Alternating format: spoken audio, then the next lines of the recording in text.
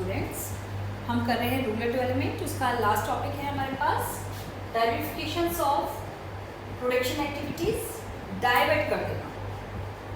इसका मतलब क्या है कि अभी भी गांव में, रूरल एरियाज़ में 75% लोग सिर्फ एग्रीकल्चर एक्टिविटीज़ में लगे हुए और एग्रीकल्चर एक्टिविटीज़ में भी वही ट्रेडिशनल क्रॉप्स जो हैं वो ग्रो कर रहे हैं, किसी और चीज़ के बारे में वो सोचते भी नहीं।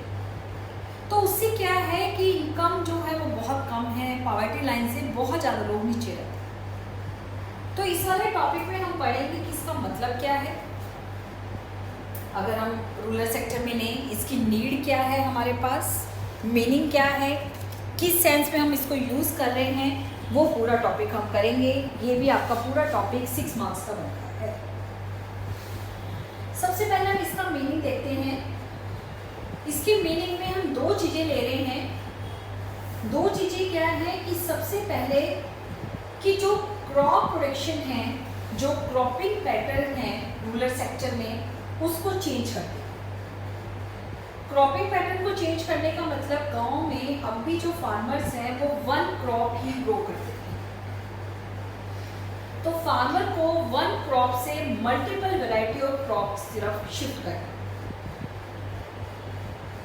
जिससे वो डाइवर्ट हो जाए। खासकर यहाँ हम बात कर रहे हैं फूड क्रॉप से। दो तरह के होते हैं, फूड और कमर्शियल। गेहूँ चना ये फूड क्रॉप्स में आते हैं। कमर्शियल में sugarcane, cotton, jute, oil seeds, ये सब आते हैं कमर्शियल क्रॉप्स। तो सारे के सारे जो किसान हैं वो फूड क्रॉप्स ग्रो करते हैं। तो कुछ किसानों को फूड क्रॉप से कैश क्रॉप्स की तरफ शिफ्ट कर दें। तो उससे क्या होगा, ओवर सप्लाई नहीं होगी, कैश जो हमारे पास फूड क्रॉप्स हैं, और फार्मर्स की इनकम बढ़ेगी। और दूसरा क्या है कि जो हमारे पास प्रोडक्शन एक्टिविटीज हैं उनमें चेंज करना, shifting of labour force from farming to non farm sectors, कि सिर्फ एग्रीकल्चर के ऊपर ही गांव में जो फार्मर्स हैं वो डिपेंड ना रहें, कि वो with in the farming sector ना रहें। फार्मिंग सेक्टर से निकलकर भी गांव में बहुत सारे काम हो सकते हैं जो उनको करने हैं, उस काम में उनको लगाया जाए।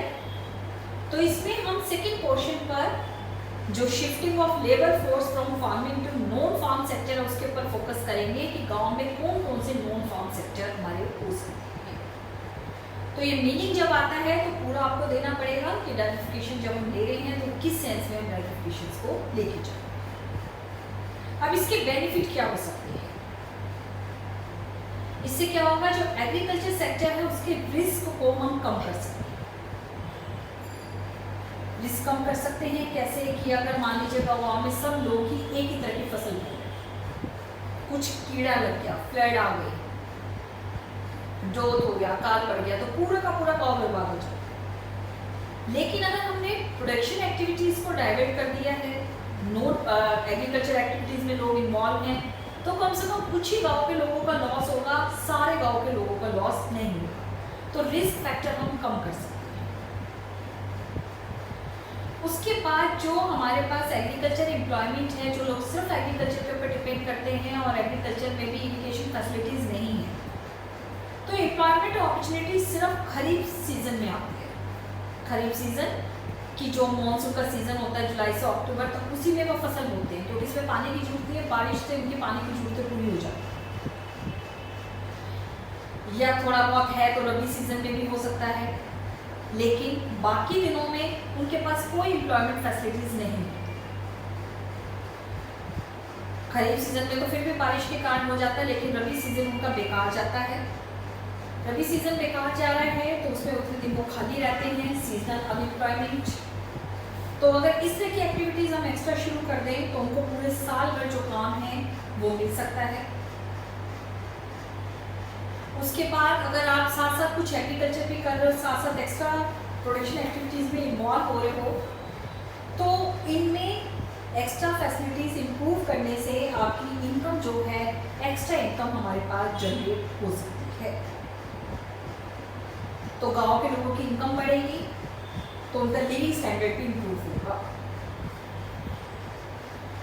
उसके बाद अगर हम रूरल सेक्टर में नई नई एक्टिविटी शुरू करते हैं, नई नई एक्टिविटी शुरू करने का मतलब जैसे हॉर्टिकल्चर है, फल वगैरह उगाना है, तो इससे हमारे एक्सपोर्ट्स भी बहुत ज़्यादा इंक्रीज होने की पॉसिबिलिटी होगी।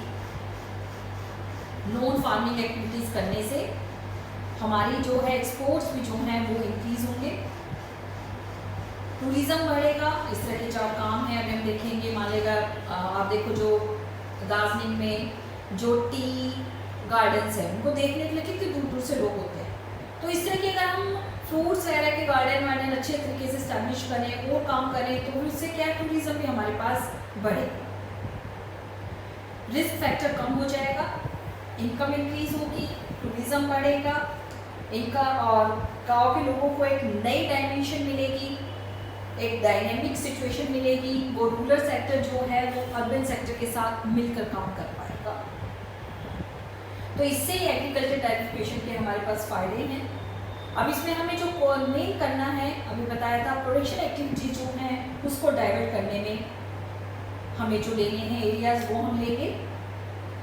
इसमें हमारे पास हम कुछ मेन लेके चल रहे हैं जिसको हम नाम देंगे, अब मैं वो लिख रही हूँ जो आपके सिलेबस में है कि जो नॉन फॉर्म एक्टिविटीज़ हैं वो कौन कौन सी हमें करनी है,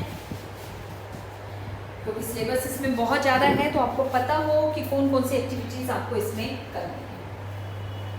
तो इसमें हम जो ले रहे हैं वो मेन फोकस करना है non farm areas of production. सिर्फ ग्रेन्स उगाने के अलावा गांव में क्या क्या किया जा सकता है जिससे इनकम इंक्रीज हो। एनिमल हस्बेंड्री जिसको हम कहते हैं पशुपालन,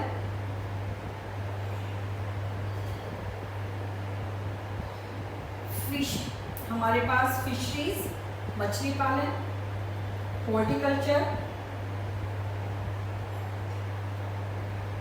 एग्रो प्रोसेसिंग का काम करना। इसमें जैसे आप टमाटो से टमाटो सॉस बना रहे हो या ग्रेप्स का जूस बना रहे हो और अदर ऑप्शंस। तो यहाँ हमारे पास जो टॉपिक है डाइवर्सिफिकेशन, इसमें मेन हमें जो फोकस करना है वो हमने करना है कि गांव में सिर्फ ग्रेन्स के एग्रीकल्चर के अलावा वहाँ उसकी खेती के अलावा हम क्या क्या कर सकते हैं। तो ये हमारे पास 5 फील्ड हैं जिनको हमने डिटेल में देखना है। इसमें से आपके पास MCQ में क्वेश्चन बन सकते हैं। तो क्वेश्चन जो हैं हम इसको 1 बाय 1 करेंगे। सबसे पहले हम ले रहे हैं एनिमल हस्बेंड्री। अब ये जो काम है ये एग्रीकल्चर एक्टिविटीज के साथ साथ भी हो सकता है, क्योंकि एनिमल्स के लिए जो फॉडर है, जो चारा है, वो एग्रीकल्चर से आपका निकल जाएगा। एग्रीकल्चर एक्टिविटीज में आपके पास इतना ज़्यादा काम होता नहीं, सुबह शाम आपको खेतों को देखना है, साथ साथ आप आराम से पशुओं का काम कर सकते हो। इससे बहुत सारे जो इनकम इंक्रीज हो सकती है, जैसे आपका इसमें डेयरी प्रोडक्ट हो गए, दूध है, पनीर है, घी है, वो बेचना, या आपके पास फर्टिलाइजर बना के बेचना, जो एनिमल वेस्ट है उसे फर्टिलाइजर बनाना। तो ये नेशनल इकोनॉमी में बहुत बड़ा कंट्रीब्यूट दे सकते हैं, क्योंकि जो एनिमल प्रोडक्ट हैं वो हमारा फूड बास्केट का एक बहुत बड़ा हिस्सा है। जैसे दूध है, हम सबके खाने का एक बहुत बड़ा हिस्सा है। तो इससे जो है लैंडलेस स्मॉल और मार्जिनल फार्मर्स है, वुमेन है, उनको आप एक साइड बाय साइड जो बिजनेस है वो दे सकते हैं। इंडिया में जो हमारे पास लाइव स्टॉक है वो बहुत है। इसकी सबसे पहले मतलब पशु जो देश में टोटल हैं, सारे पशु हम लेंगे, उनकी जो सबसे पहले जो गणना हुई थी वो हुई थी 1919 में। उसके बाद लगातार होती जा रही है। 19 सेंसस हो चुकी है इसमें, मतलब 19 बार गणना हो चुकी है। लास्ट जो हुई थी वो 2012 में हुई थी, जिसमें हमारे पास cattle, buffaloes, sheep, goat, pig, horses, ponies, mules, donkeys, camels, इन सब की जो है पूरी गणना की जाती है। अब इसमें हमारे पास जो है कैटल और जो फेलोज हैं वो है 24.1%, पोल्ट्री जैसे हैन वगैरह हैं वो है 58.7%, और जो शिप और बोट हैं वो है 16.1%, और अदर्स कैमल्स वगैरह सब आ गए वो है 1.1%।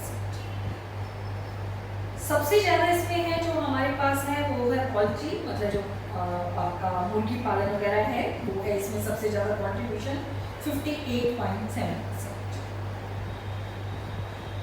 अब ये जो है ये सेक्टर जो है लगातार बढ़ता जा रहा है, और इस सेक्टर की तरफ ज्यादा देने से इंडिया जो है लार्जेस्ट प्रोड्यूसर है मिल्क का। मिल्क के प्रोडक्शन का 18 to 19 18 से 19% जो हिस्सा है वो इंडिया कवर करता है। और ये जो है ये जो प्लानिंग है धीरे धीरे गवर्नमेंट ने मिल्क प्रोडक्शन इंक्रीज करने के लिए बहुत सारी प्लानिंग की है, और इंडिया में मिल्क प्रोडक्शन जो है वो लगातार बढ़ता जा रहा है। मिल्क प्रोडक्ट जो है उनकी खपत भी बढ़ती जा रही है, प्रोडक्शन नहीं, प्रोडक्शन भी इंक्रीज हो रहा है और कंजम्पशन भी इंक्रीज हो रहा है। तो ये सेकेंडरी सोर्स ऑफ इनकम है मिलियंस ऑफ फैमिलीज का रूरल एरियाज में। इसमें कुछ कोऑपरेटिव सोसाइटीज भी लगी हुई हैं जो milk collection, transportation, processing, distribute उनका काम जो है वो करते हैं।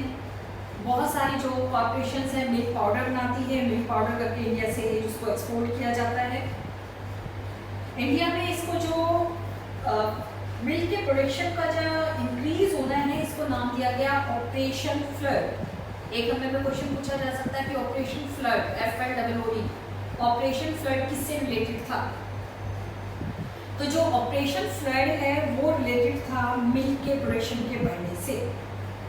ये प्रोजेक्ट जो है national dairy development board NDDP 1970 में इस प्रोजेक्ट को इन्होंने शुरू किया, और ये वर्ल्ड का बिगेस्ट डेयरी डेवलपमेंट प्रोग्राम था। इसने इंडिया को पहले इस प्रोजेक्ट से पहले इंडिया में मिल्क की कमी थी। अब इंडिया जो है वर्ल्ड का लार्जेस्ट मिल्क प्रोड्यूसर बन गया है। 1998 तक USA का फर्स्ट पोजीशन थी, लेकिन आज इंडिया मिल्क प्रोड्यूसर का नंबर 1 स्थान लिए हुए है, और इस प्रोसेस को नाम दिया गया वाइट रेवोल्यूशन। जब इंडिया में जो दूध का प्रोडक्शन इतना ज़्यादा इंक्रीज हुआ कि आज हम लार्जेस्ट प्रोड्यूसर हैं, काम हमारे यहाँ दूध की कमी होती थी और आज हम एक्सपोर्ट भी कर रहे हैं।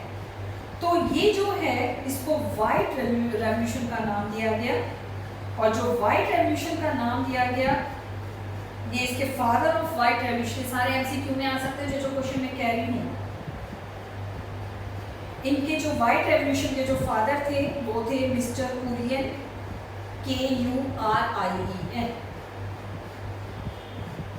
कुरियन, अमूल का नाम आपने सबने सुना होगा, उसके चेयरमैन थे, chairman and founder of Amul. उन्होंने प्रोफेशनल एटीट्यूड अपनाया। अमूल जो शुरू किया गया वो छोटे छोटे फार्मर से शुरू किया कि गांव में किसानों के पास दूध इतना होता था, हर एक गांव में हर किसान ने गाय भैंस पाली हुई थी, कंजम्पशन था नहीं, दूध वेस्ट जाता था। तो कुछ गांव के लोगों के साथ इन्होंने कोऑपरेटिव सोसाइटी शुरू की, मिल्क का प्रोसेशन का काम शुरू किया गया, और धीरे धीरे इसमें लोग जुड़ते चले गए। धीरे धीरे इसमें 170 मिल्क प्रोड्यूसर कोऑपरेटिव यूनियन जुड़ गई, और 15 स्टेट जुड़ गई, और ये इतने बड़े लेवल पर आज अमूल का जो प्रोडक्ट है वो बिकता है। तो ये जो एक बहुत बड़ा ये गुजरात से शुरू हुआ था, और गुजरात से शुरू होकर बहुत सारे राज्यों में फैल गया, और इसकी गुजरात में इसकी सफलता से दूसरे राज्यों में पंजाब, राजस्थान, महाराष्ट्र वगैरह में भी इस तरह के जो प्रोजेक्ट हैं वो शुरू किए गए, और इस तरह के प्रोजेक्ट शुरू करने से आज इंडिया जो है मिल्क का लार्जेस्ट प्रोड्यूसर है। अब इसमें हम एनिमल हस्बेंड्री में, ये तो हमने मिल्क की बात की, मिल्क में बफेलो, कैटल्स वगैरह जो हम दे रहे हैं। इसके अलावा इसमें एनिमल हस्बेंड्री में हमारे पास पोल्ट्री प्रोडक्शन जो है, वूल प्रोडक्शन, मीट प्रोडक्शन, वो भी अदर प्रोडक्शन एक्टिविटीज़ हैं कि जो इंडिया में है। धीरे धीरे इनका जो रेशो है वो लगातार बढ़ता जा रहा है, और आज हम इनके एक्सपोर्टर भी हैं। इंडिया से इन चीज़ों का जो है बहुत बिग अमाउंट में एक्सपोर्ट्स हमारे यहाँ से मिला है।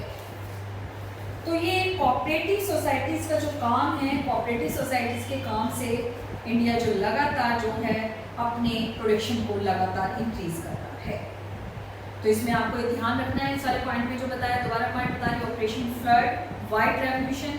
वाइट रेवोल्यूशन के जनक कौन थे और किस किस चीज़ के लिए हमने इसमें प्रोडक्शन हमने इंक्रीज किया है। आगे हम कर रहे हैं फिशरीज।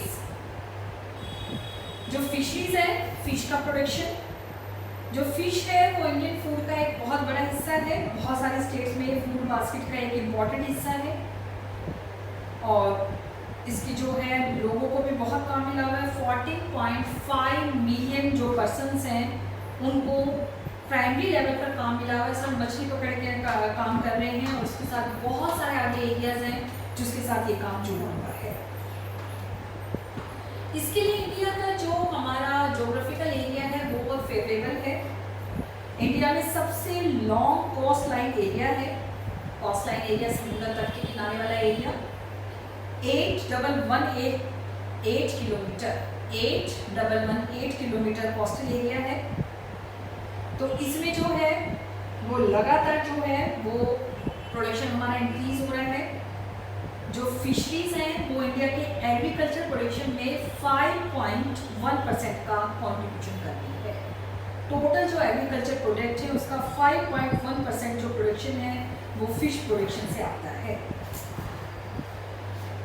तो ये हमारे पास जो है 67% जो फिशरीज का हिस्सा है वो इंटरनल सोर्सेज से आता है और 33% जो हिस्सा है वो हमारा सी और ओशन से आता है। तो इंडिया जो है सेकेंड लार्जेस्ट प्रोड्यूसर है फिश का और खासकर फ्रेश वाटर फिश, क्योंकि इंटरनल रिसोर्सेज से जो हम फिश पकड़ते हैं वो फ्रेश वाटर है जिसका 67% हिस्सा है। तो इंडिया सेकेंड लार्जेस्ट प्रोड्यूसर है फिश प्रोडक्शन का। इसमें जो स्टेट्स हैं वेस्ट बंगाल, आंध्र प्रदेश, केरला, गुजरात, महाराष्ट्र, तमिलनाडु, इनमें जो है इन वाली स्टेट में, क्योंकि सारे कोस्टल एरिया से रिलेटेड है, इन स्टेट में फिश प्रोडक्शन बहुत ज़्यादा होता है। लेकिन इसके साथ कमी ये है कि जो फिश वर्कर फैमिलीज हैं अभी बहुत पुअर हैं। रीज़न क्या है कि वहीं उनको भी अपनी मछलियों का सही दाम नहीं मिलता। तो इसमें हमें बहुत ज़्यादा ज़रूरत है क्योंकि वेलफेयर के लिए काम करने की। जैसे दूध के एरियाज़ में हमने इतना ज़्यादा प्रोडक्शन करके जो हमने लिया है, उसी तरीके से इनकी जो एरिया है वो भी हमें इम्प्रूव करना है, इनकी इनकम को इम्प्रूव करना है। और इनकम इम्प्रूव करने के लिए क्या है कि इसमें जो लिटरेसी लेवल बहुत कम है, उसकी वजह से इनका एक्सप्लॉयटेशन होता है। तो लिटरेसी लेवल बढ़ाना है और इससे वुमेन इन्वॉल्वमेंट है, जो महिलाओं की शक्ति है वो भी बढ़ेगी, क्योंकि इसमें महिलाएं जो हैं बहुत सारी संख्या में इसमें महिलाएं भी लगी हुई हैं। तीसरा है हमारा हॉर्टिकल्चर। हॉर्टिकल्चर में 6 कैटेगरी हैं। फ्रूट्स, मतलब ग्रेन्स के अलावा fruits, vegetables, flowers, aromatic plants. Aromatic plant जो जिनका इस समय कोरोना काल में बहुत इंपॉर्टेंस है, जो मेडिसिन वाले प्लांट्स होते हैं, तुलसी वगैरह जिसमें एलोवेरा, तुलसी और इस समय गिलोय, ये सब हमारे एरोमेटिक प्लांट्स लगते हैं। स्पाइसेस एंड प्लांटेशन क्रॉप्स, ये 6 चीज़ें हम लेते हैं। ये इंडिया के टोटल एग्रीकल्चर प्रोडक्शन का 33% है। इंडिया में वही इसका प्रोडक्शन भी दिन प्रतिदिन बढ़ता जा रहा है और इस प्रोडक्शन के बढ़ने के लिए बहुत सारे इंडिया में प्रोजेक्ट शुरू किए गए। नेशनल हॉर्टिकल्चर मिशन जो है वो लॉन्च किया गया 10th 5-year प्लान में 2005-06 में। इसमें जो था वो मेन था कि जो स्टेट में मैक्सिमम पोटेंशियल है उसको यूज़ किया जाए। जैसे जो हमारे हिली एरियाज है, पहाड़ी इलाके हैं, वहाँ इस तरह के जो एरोमेटिक प्लांट्स हैं वो बहुत ज़्यादा मिलते हैं, लेकिन उनको वहाँ से उनके फूलों को इकट्ठा करने के लिए कोई ऑर्गेनाइजेशन नहीं। ऐसे आप छत्तीसगढ़ में देखेंगे जो ये आदिवासी इलाके हैं, आदिवासी इलाके में तेज पत्ता वगैरह जो होते हैं, जो मसालों में स्पाइसेस में काम आते हैं, ये जंगली पौधा होता है जो बहुत उगता है, लेकिन इसके पत्ते जो हैं धीरे धीरे टाइम के साथ क्या होते हैं कि वो गिर जाते हैं, कोई यूज़ नहीं होता। तो गवर्नमेंट ने छत्तीसगढ़ में एक बहुत बड़ा जो प्रोजेक्ट शुरू किया कि जो आदिवासी हैं उनसे पत्ते इकट्ठा करने का काम शुरू किया कि आप किलो के हिसाब से बेच सकते हैं, आपको इनकम होगी। और आदिवासी इलाकों के बराबर में गवर्नमेंट ने मार्केट स्टैब्लिश की। अगर हम न्यूज़पेपर में कई बार देखेंगे, न्यूज़पेपर में अगर हम देखें तो कई दिन भी न्यूज़पेपर में जैसे छत्तीसगढ़ सरकार जब अपने एडवर्टाइजमेंट करती है तो वहाँ देखिए उन्होंने इसमें होता है कि आदिवासियों से उन्होंने कितने करोड़ रुपए का जो है इस तरह के स्पाइसेस खरीदे।